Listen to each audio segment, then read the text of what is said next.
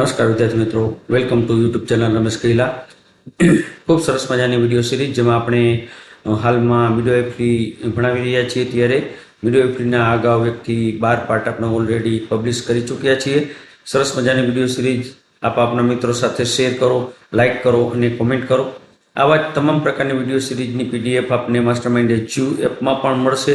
તો આજે જ ડાઉનલોડ કરો માસ્ટરમાઇન્ડ એજ્યુ એપ અને આખી જ મિડવાઇફરીના તમામ પ્રકારના જે કાંઈ પીડીએફ છે આપ નિહાળી શકશો. આ ઉપરાંત જૂના પેપર પણ આપને મળી રહેશે. ગુજરાતી સાહિત્ય, તાર્કિક અને ઇંગ્લિશ સાહિત્ય પણ આમાં મળી રહેશે. તો આગળ આપણે વિડીયો જોઈએ પાર્ટ 13, અને જેમાં આપણે જોશું અબનોર્મલ ચાઇલ્ડ બર્થ. કન્જેનાઇટલ ડિફોર્મિટી. નાના બાળકોની જ્યારે સંપૂર્ણ તપાસ કરવામાં આવે ત્યારે ઘણા નાના બાળકોમાં નીચે મુજબની કેટલીક જન્મજાત ખોટખાપણો જોવા મળે છે. તો અબનોર્મલ ચાઇલ્ડ બર્થમાં આપણને ખ્યાલ હોય તો ઘણી વખત આપણે આ ઓલરેડી ચાઇલ્ડ હેલ્થમાં પણ આપણે જોયું કે નાના બાળકોમાં ઘણી બધી કોન્જિનેટલ ડિફોર્મિટી જોવા મળતી હોય. આપણે ડિફોર્મિટી માત્ર ડિફાઇન જ યાદ રાખવાનું છે કે કેને શું કહેવાય. તો જો એન્કેફેલી હોય, એનેન્કેફેલી હોય તો એમાં બ્રેઇનનો અમુક ભાગ ન હોય તો એને એનેન્કેફેલી કહેવાય. હાઇડ્રોસિફેલી તો કે માથું મોટું હોય. બરાબર. માઇક્રોસિફેલી કે માથું નાનું હોય. હેરલિપ તો કે હોઠ તૂટેલા હોવા. ક્લેફ્ટ પેલેટ તો કે તાળું તૂટેલું હોવું. ટ્રેકિયો ઇસોફેજિયલ ફિસ્યુલા. ઘણી વખત શ્વાસનળી અને અન્નનળીનું કાણું એક હોય તો એને કહેવાય ટ્રેકિયો ઇસોફેજિયલ ફિસ્યુલા. ટ્રેક્સ્ટોકાર્ડિયા તો કે હાથનું જમણી બાજુએ હોવું. સ્પાઇનોબાઇફિડા કરોડરજ્જુની ખોટખાપણ. અમ્બિલિકલ હર્નિયા તો ડૂટીમાંથી ઘણી વખત આપણને ઇન્ટેસ્ટાઇનની લૂપ બહાર આવતી હોય તો એને કહેવાય અમ્બિલિકલ હર્નિયા. ઇમ્પરફોરેટેડ એનસ એનસનું કાણું બંધ હોવું. ફાઇમોસિસ તો ઘણી વખત નાના બાળકમાં ગ્લાન્સ પેનિસ પરની સ્કિન છે એ ચોંટી ગયેલી હોય તો એને કહેવાય ફાઇમોસિસ. હિપ જોઈન્ટ ડિસલોકેશન કે થાપાનું હાડકું ખડી જવું. બરાબર. ક્લબ ફૂટ અને ફ્લેટ ફૂટ. ક્લબ ફૂટ હોય તો પગ વાંકા વળી જાય, ફ્લેટ ફૂટ હોય તો પડાડિયા સપાટ હોય. તો આવી ઘણી બધી કોન્જિનેટલ અબનોર્માલિટી હોય જેમાં આપણે જોતા જઈએ ખાલી ફોટોગ્રાફ, આપણે બીજું જાજુ યાદ નથી. આને એનેન્કેફેલી કહેવાય, જેમાં બ્રેઇનનો અમુક ભાગ જ હોય નહીં અથવા તો નાનું હોય. માથું મોટું હોય આને હાઇડ્રોકેફેલસ કહેવાય. માથું એકદમ સૂચર બધા જ પહોળા થઈ ગયેલા હોય તો એને હાઇડ્રોકેફેલસ કહેવાય. આમાં છે માઇક્રોકેફેલી, તો આના પ્રમાણમાં આનું માથું ખૂબ જ નાનું છે તો માઇક્રોકેફેલી. પાર્ટ આખો હોય પણ માથું નાનું હોય તો માઇક્રોકેફેલી કહેવાય. સ્પાઇનોબાઇફિડા તો કરોડરજ્જુની આ ખોટખાપણ છે એને કહેવાય સ્પાઇનોબાઇફિડા. આ સ્પાઇનોબાઇફિડા છે. મેનિંગોસીલ પણ કહીએ, સ્પાઇનોબાઇફિડા પણ કહેવાય. ત્યાર પછીની અમુક જે સ્પેશિયલ અબનોર્માલિટી છે એ આપણે યાદ રાખવી. આ તમે ભણ્યા ન હોય, તમારા જે આપણા જે લોકલ સિલેબસ છે એમાં આપણે ભણ્યા નથી, આપણે યાદ રાખવું છે કે પેલું છે હેમેન્ગિયોમા. કેવું છે? હેમેન્ગિયોમા. તો હેમેન્ગિયોમા એટલે શું? આમાં બાળકની આઈ લીડ્સ પર સોજો આવે છે. સામાન્ય રીતે લાલ અને બ્લુ કલરના લીઝન જોવા મળે છે. આમાં બાળકને ધીમે ધીમે દેખાવાનું બંધ થઈ જાય છે. આવું યાદ રાખવાનું છે. હેમેન્ગિયોમા ક્યારેક પૂછાય તો તમને ખ્યાલ આવે. ત્યાર પછી ટોસિસ કહેવાય. કેવું કહેવાય? ટોસિસ. આમાં બાળકની આઈ લીડ્સ એની મેળે જ પડી જાય છે. આમાં બાળકની આઈ લીડ્સ પર કંટ્રોલ હોતો નથી, અડધી આ પડી જાય છે. આ રીતે આઈલિડ છે એ પડી જતી હોય. ઓકે. ત્યાર પછી છે આપણે આગળ જોઈએ કોન્જિનેટલ કેટરેક્ટ. તો ઘણી વખત જુવેનાઇલ કેટરેક્ટ હોય, કોન્જિનેટલ કેટરેક્ટ હોય. આમાં બાળકની જન્મતાની સાથે જ આંખના લેન્સમાં ઓપેસિટી ઘટી જાય છે. લેન્સ સફેદ દેખાય છે. આમાં બાળકને ધીમે ધીમે દેખાતું બંધ થઈ જાય છે. તો આને બરાબર છે ભાગ છે.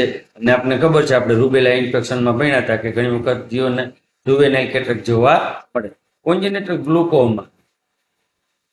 આમાં ખામી લેક્રિમલ ડક્ટ બંધ થવાથી કારણે થાય છે. આઈ ટેન્સ બધું હોય છે. આંખના ડોળા બહાર આવતા હોય તેવું લાગે છે. આંખમાં બાળકને ધીમે ધીમે દેખાતું બંધ થઈ જાય છે. આની કહેવાય કોન્જિનેટલ ગ્લુકોમા પડે બાળકને. ઘણી વખત બાળકમાં માઇક્રોટિયા કહેવાય. કેવું કહેવાય? માઇક્રોટિયા. માઇક્રોટિયા એ ખૂબ જ જે પ્રથમ ટ્રાઇમેસ્ટરમાં જોવા મળે અને એકદમ બાળકના જે એક્સટર્નલ ઓર જે ઇયર છે એનો બિલકુલ વિકાસ જોવા મળે નહીં. યાદ રાખજો, માઇક્રોટિયા, જેમાં બાળકના કાન, જો આમાં કાન છે જ નહીં, જે બાળકને વિકાસ જ નથી પામ્યો, આવી રીતે જે રીતે કાન વિકાસ પામવો જોઈએ એ વિકાસ પામે નહીં, તો એને કહેવાય માઇક્રોટિયા. આપણા માટે નવો શબ્દ છે પણ યાદ રાખવાનો છે. ઘણા જે લીપ અને માઉથના આપણી અબનોર્માલિટી છે એ આપણે જોશું, અને એમાંની પહેલી અબનોર્માલિટી છે હેર લીપ. આમાં બાળકનો હોઠ તૂટેલો હોય છે, જે ઘણી વખત એક બાજુ કે બંને બાજુ પણ હોય છે. મોટા ભાગે આ કન્ડિશન ઉપરના હોઠમાં જોવા મળે છે. બાળક બરાબર ધાવી શકતું નથી. જો વધુ પડતી મુશ્કેલી ન જણાય તો બાળક થોડું મોટું થયા બાદ આનું રિપેરિંગ કરવામાં આવે છે. અટલ સ્નેહલ યોજના હેઠળ આનું રિપેરિંગ કરવામાં આવે. આપણે ઘણી વખત ભણ્યા છીએ અટલ સ્નેહલ યોજના, તો અને એમાં રૂલ્સ શું આવે, તો રૂલ્સ કહેવાય 10.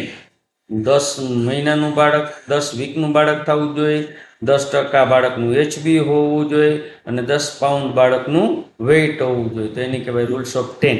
રૂલ્સ ઓફ 10 ફોલો કરવામાં આવે. ક્લેફ્ટ પેલેટ, બરાબર, તો તાળવું તૂટી ગયું હોય, જે હાર્ડ પેલેટ હોય એ ઘણી વખત તૂટી જાય. સોફ્ટ પેલેટ અને હાર્ડ પેલેટ ભેગા ન થાય તો એમાં પણ બ્રેસ્ટ ફીડિંગ લઈ શકે નહીં. તો આને કહેવાય ક્લેફ્ટ પેલેટ. તો આવું પણ જોવા મળતું હોય.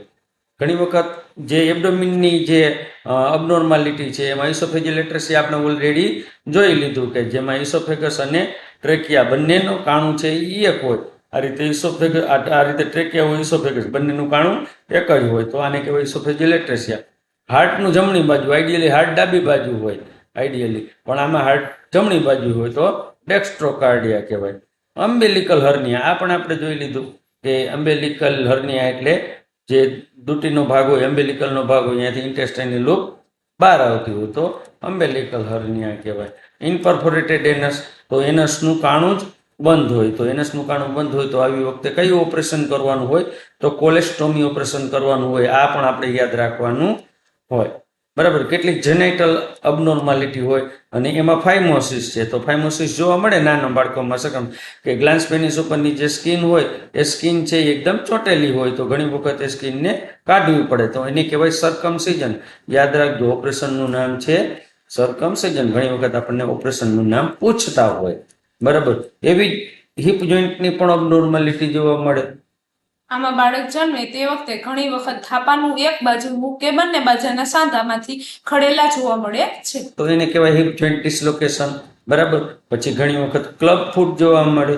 આમાં ઘણી વખત બાળકના પગ અંદરની તરફ કે બહારની તરફ વળેલા જોવા મળે છે. આ છે અંદરની તરફ પગ વળેલો, તો એને કહેવાય ક્લબ ફૂટ. ત્યાર પછી ફ્લેટ ફૂટ. તો આ જે નોર્મલ આર્ચ હોય ફૂટની, એ આર્ચ એકદમ ઓછી હોય, ફ્લેટ હોય, તો એને કહેવાય ફ્લેટ ફૂટ. તો આ હતી કેટલીક બાળકમાં જોવા મળતી અબનોર્માલિટી અથવા તો કોન્જિનેટલ અબનોર્માલિટી. ત્યાર પછીના વિડીયોમાં આપણે અબનોર્મલ પ્રેઝન્ટેશન વિશેની વાત કરશું. તો ચોક્કસ વિડીયો સાથે રહેજો. કોઈ પણ પ્રશ્ન હોય તો ચોક્કસ તમે કોમેન્ટ કરીને પૂછી શકો છો. વિડીયોને લાઇક કરજો. ખૂબ ખૂબ આભાર, ધન્યવાદ.